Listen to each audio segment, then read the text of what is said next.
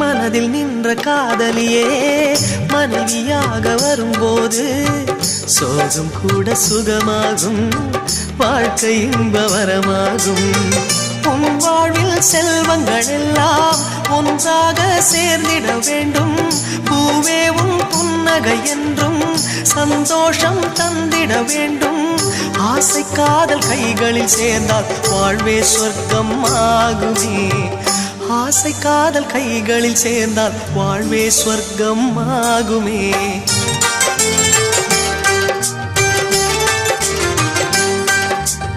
ஆனந்தம் ஆனந்தம் பாடும் மனமாசையின் ஊஞ்சலில் ஆடும்.